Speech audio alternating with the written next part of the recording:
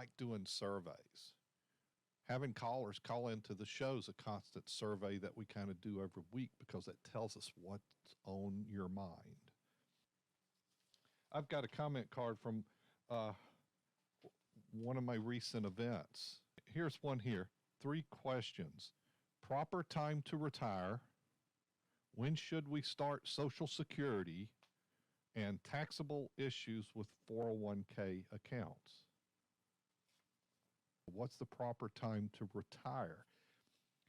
When you can meet your needs is a real simple answer there, and we do want to work through that. I can't just tell you that number, but if you tell me, hey, all we need is $30,000 a year and we're getting $15,000 from Social Security and I got $1 million saved, well, you can already generate that income there. So you can see just real quick, I get to the math there and it's done.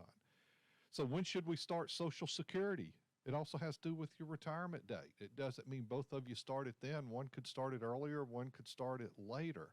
But you have to think about one of you is going to live beyond the other. So how do we maximize those Social Security benefits? It's also which check is going to, are we leaving a large enough check to the survivor? Because remember, the smallest check is the one that's going to go away.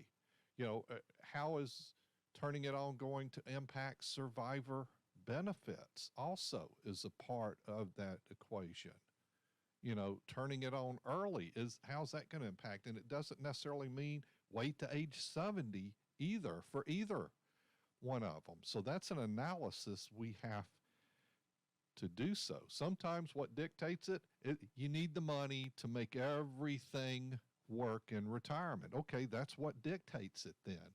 So many scenarios to look at. And then taxable issues around 401k accounts. Where most people's savings are? They're in their 401ks. They're in 403b, 457. They're in qualified money accounts. What I mean, that's the 401ks. That's the IRAs, the traditional accounts.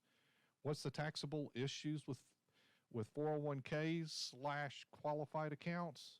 They're taxed when that money comes out. That's pre-tax money most everybody's got put away. And guess what? Somebody can change the tax rules on it. Well, most of that money's mine. No, well, maybe most of it is, but not all of it.